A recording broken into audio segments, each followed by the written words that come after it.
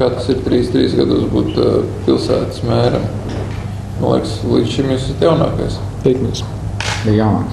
Viņam bija 31. To es personīgi pārbaudīju. Aha. Nu labi, bet to jau viss būs droši vien aizmirsuši. Bet kā tagad, vēl joprojām ir iespēja laiks jauniem cilvēkiem nokļūt tādos politiskos amatos? Es domāju, jā. Es domāju, gan jā. Ja ņemot vērā, ka tagad notiks zināmā mērā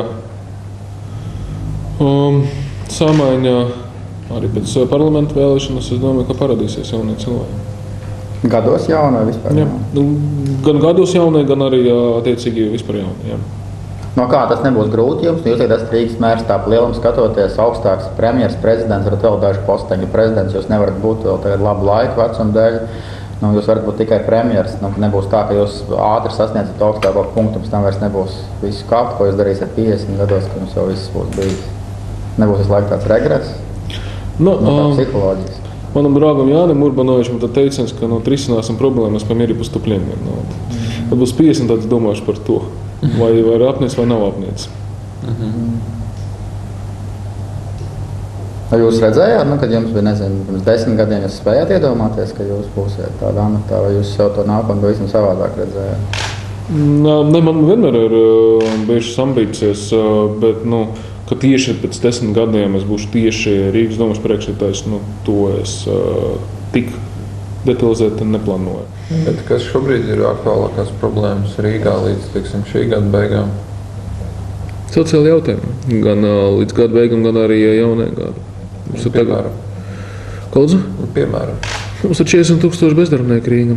Jā, 40,000. Pēc pēdējiem datiem būs vairāk.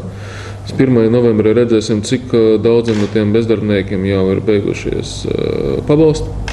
Mēs viņiem neko. Mēs esam pilnīgi nopietni rezervēm praktiski 1 miljonu latu nākamgad lauku virtuvēm. Ja nedod Dievs, nāksies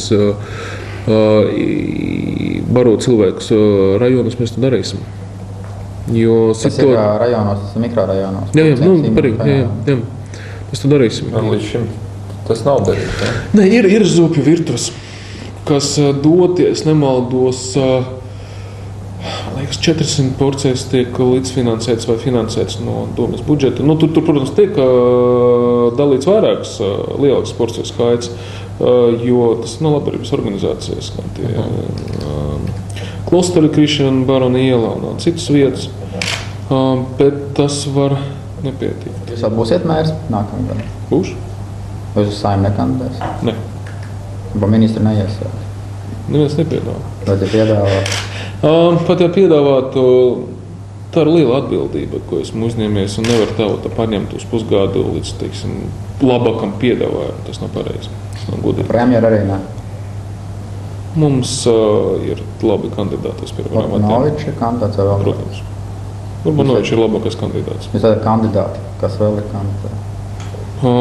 Varbūt labs kandidāts Ainars Lesers, viennozīmīgi, bet Urbanovičs ir labs. Bet viņš jau nav jūsu partijas biedrs. Jūs tā kā citu partiju biedrs virzat? Mums ir ļoti laba koalīcija. Tiešām, tāds darba stils, kas mums patreiz ir, tas ir tas, kas ir nepieciešams krīzes apstākļos. Varbūt jūs varat izstāstīt, kas ir tas jūsu tandēms, slavenais Ušakovs, Šlesers, par ko jau tur arī ironizēja, kad Šlesakovs un kā tikai... Jūs varat izstāstīt tā, lai cilvēks lasa un saprot, ko jūs darat kopā, kā tas tandēms izpaužas. Nē, tas nozīmē, ka mēs divi varam izrunāt visus lēmumus, ka tā vai šitā mēs apspriedīsim koalīcijā, ko mēs darīsim savas frakcijas, tas virzienus. Pēc tam to visu nepieciešama procedūras, sarunājot, pierunājot, skaidrot kolēģiem no frakcijām, taisnot to koalīcijā. Bet mums ir kopēja vīzija, kas ir jādara. Bet kas ko dara? Tādās funkcijas. Jūs savulaik teicāt, ka viņš pelnīs, jūs tērēsiet. Mums ir sanācis tā, ka abiem ir jātera un abiem ir jāpelna. Tur nav kur likties. Vai jums ir priekšnieki padot attiecības vai kolēģi? Mēs esam partneri. Viņš ir mazliet vecāks, 6 gadiem. Viņam ir lielāka pieredze, viennozīmīgi. strādāt politikā un strādāt administratīvai darbā. Viņš tika pasatiks ministru, ir bijis 5 gadus. Viņš arī partijas ir vādējis ilgāku laiku. Es, teiksim, Saskaņas centra priekšsēdētājs esmu 4 gadus. Viņam tā pieredze liela. Man ir lielāks atbalsts no vēlētājiem. To visu mēs saliekam klupam.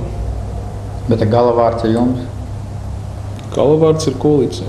Galavārds ir 38 deputātiem. Mēs neesam ne saimnieki, ne priekšnieki saviem deputātiem. Mēs esam 2 no 38 deputātiem. Un galavārds ir koalīcija. Mēs varam sarunāt, izrunāt lietas, kas ir svarīgas Rīgai, svarīgas Rīgas attīstībai, bet pēc tam tas lietas jāpārliecina arī kolēģi. Jūs gaidāt smags pavasars, ko jūs darīsiet 16. martā, kas tā kā pirmais ir, un tad nāks 9. mājas, kad atkal būs no abām pusēm visādas emocijas. Kas ir par došanu? Pikets.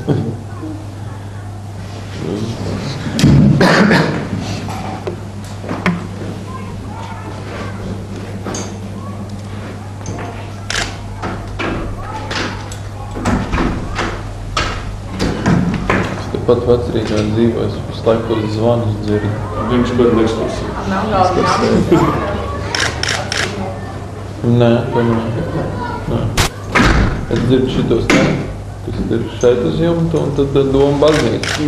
Priekš izklaidēs. Pirmais būs 16. marts, ko jūs darīsiet, atļausiet, aizliegsiet, iesiet nolikt puķis, neiesiet. Mēs darīsim to pašu, kad darīja iepriekšējā doma. Mēs saņemsim atzinumu no attiecīgām iestādēm. Jūs teicāt par tiem draugiem, kad jāsamazina līdz minimumam, kāda jūsu tā diena ir izmainījusies. Ko jūs darat? Kāda ir Rīgas mēra diena? Cikos jāatceļas, cikos jāiet gulēt, vai pusdienām ir laiks, tā cilvēcīgi. Tagad man ir mazliet nostabilizējies, un es varu tagad atļauties no rīta aiziet uz sportu 7, lai līdz 9, teiksim, tā ir dienas, kad ir no rīta sports, lai būtu līdz 9 darba. Ja sporta nav, tad 8:30, tāpēc ap to laiku es tā atnācu. Un, parasti līdz 7, 8:30. Kur sportoja? Skrienu sporta zāle. Tā arī nodarbojas, teiksim, tāda veida. Ar skrietojas pēc tam braucat? Tagad ne, tagad vairs nav sezonas. Bet kad bija braucāt? Jā, cik skrien, tas arī vienkārši skrien. Pavasaru, teiksim tā, kad esmu laba formā, teiksim, kādu laiku ir paskrējis bez pārtraukumiem, tad 12-15 varam noskriet. Katru dienu? Nē, katru dienu nevar skriet 15 km nosprāgas. Teiksim, kad bija pavasaru vakaros iespēja, 7 km ir tas standarts. 7 km, 40 minūtes. Kur jūs skrienat? Es nevaru skriet pa asfaltu. Ceļu sāp, jā? Man ir, teiksim, tie 96 kg ir, 98, līdz ar to nevar atļauties pa asfaltu skriet, līdz ar to var pa mežu Imantā. Vai, ja ir mazliet vairāk laiku, kas vairs nav, aizbraukt uz Jūrmali un tur paskriet pa pludmali vai atkal pa mežu gar pludmali. Bet amatpersona drīkst bez apsarga skriet vienkārši tā? Ja tu esi amatpersona, kas prot ātri skriet, tad Nepienāks taču apsargi Rīgas mērā. Paldies Dievam, ka nepienākās. Paldies Dievam. Kāpēc? Tāpēc, ka ja man pienāk tas sargs, tas nozīmē, ka pavisam ir slikti pie mums Rīga. Kāpēc premjeram ir apsargi?